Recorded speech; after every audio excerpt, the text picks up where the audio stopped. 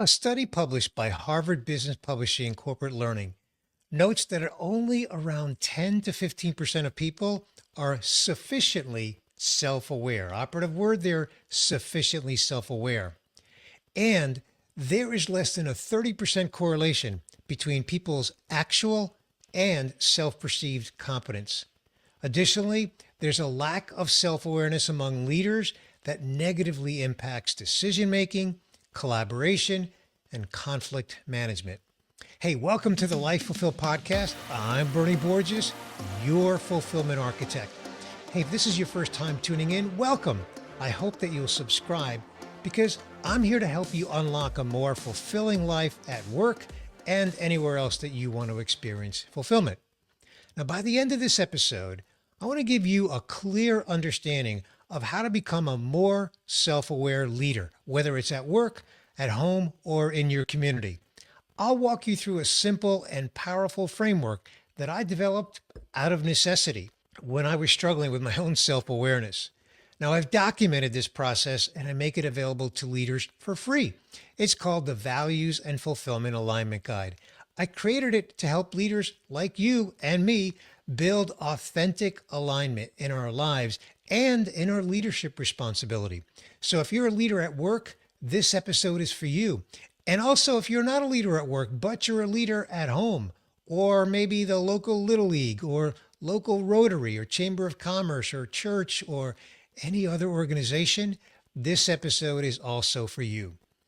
In this episode, I'm going to help you understand why self-awareness is crucial in leadership, why self-awareness is hard, my personal journey with self-awareness, my journey that led to building or creating the Values and Fulfillment Alignment Guide, and then I'm going to walk you through the 5 steps in the guide and what I gained from this exercise.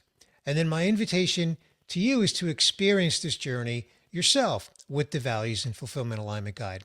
So let's begin with why self-awareness is crucial in leadership.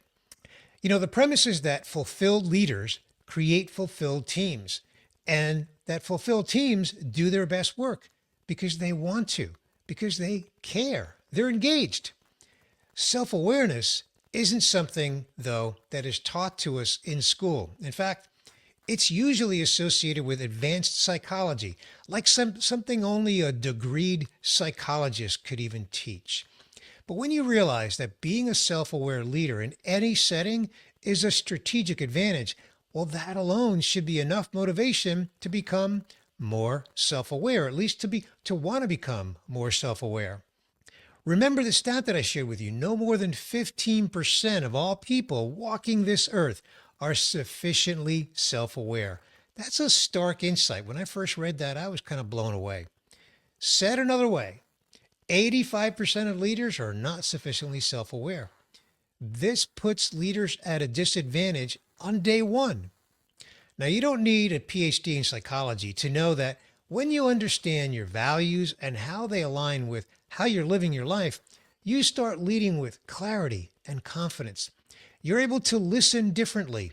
You can make decisions more intentionally.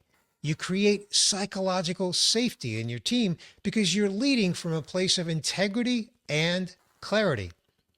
The truth is that most of us think we're self-aware, but research shows that only 10 to 15% actually are. And in the workplace or the community, that gap shows up as disengagement, miscommunication, and just flat out ineffective leadership. So why is self-awareness hard? Self-awareness is hard because it requires self-reflection in a very noisy world.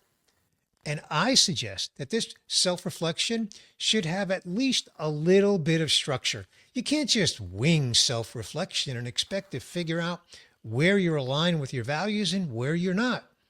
It turns out that traditional leadership training skips this step. It doesn't go deep on self-awareness. Instead, it focuses on process to drive results. So let me share my personal journey towards self-awareness. Let me tell you a quick story. A few years ago, I was performing well by traditional measures. My career was going well. My family life was great. My health was mostly going well. but I felt something was off. I didn't know what it was, and I actually didn't even want to admit it because I felt guilty about it. I felt that I had no right to complain, but I knew that I was out of sync somewhere. That's when I started doing some deep reflection. And here's how I did it. First, I asked myself, how am I fulfilled across my entire life? This is when I organized my life into the 5 pillars: health, fitness, career, relationships, and legacy. These are high level and all encompassing peers across my entire life. I literally scored my fulfillment in each of these pillars. Then I did the same with my values. And that's when the clarity light bulbs went off. Now, I'm going to come back to that here in just a minute. First, I want to emphasize that the awareness that I gained from this exercise changed everything. I mean, everything. It gave me a compass that I needed to course correct my leadership, both at work and outside of work. I started making small shifts, having more intentional conversations, and I gained more alignment between my values and my reality. In short, I became a better leader. And the best part is that it spilled over into my marriage, my relationships with my adult kids, my faith journey, and my friendships.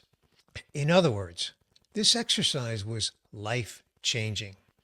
And I didn't have to spend months and thousands of dollars with a therapist. And hey, I mean, no disrespect to therapists. I'm simply sharing my story. So this is why I created the guide, because the journey that I just described that I went through was so meaningful that I wrote it down. And I've been told that I should write a book on it, and I might end up doing that. But in some ways, I already have written a short book. I call it the Values and Fulfillment Alignment Guide, and I give it away for free. It's a PDF. This guide reflects the steps that I took to gain clarity on my journey to being a more effective leader, both in and outside of work. Now I use this guide in leadership workshops that I facilitate, as well as coaching sessions and mastermind groups. And the impact is consistent. Leaders typically experience breakthrough insights in about an hour, sometimes less. So I want to walk you through the 5 steps in the Values and Fulfillment Alignment Guide. Step 1, you rate your fulfillment in the 5 key areas of life: health, fitness, career, relationships, and legacy, just like I did. You rate each pillar from 1 to 5, with 5 being the highest score. This gives you a snapshot of where you feel strong and where you might feel off. Step 2 is to identify your 5 to 10 top values. Think words like growth, integrity, connection, creativity, family, faith, community. These are the principles that guide your calendar and your decisions. Step 3, you rate how aligned your current life is with each of those values. Not perfectly, just honestly. Step 4, you reflect. Where are you most aligned? Where are you most out of sync? What's one insight that you didn't see before? This is where you're most likely to have a big clarity moment. I know I did. And step 5, you commit to one action. What's one small change that will bring you closer to alignment? Write it down and commit to it. This whole process can take 15 or 30 minutes, but the clarity you gain can shift how you show up for the rest of your life, if you allow it to. Now, I want to talk about what I've gained through this exercise. Through this practice, I have become a better leader, a better partner, a better friend, hopefully a better husband.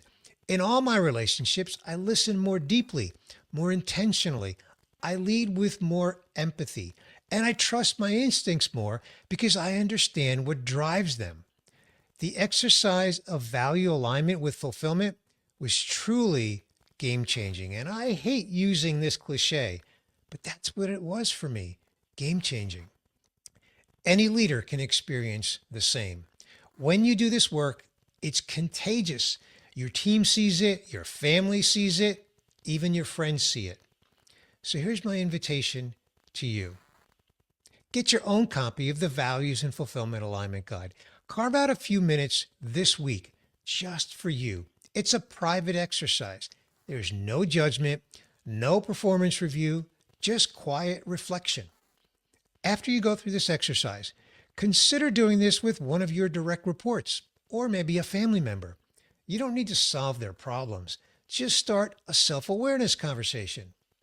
Remember, 85% of us are not sufficiently self-aware.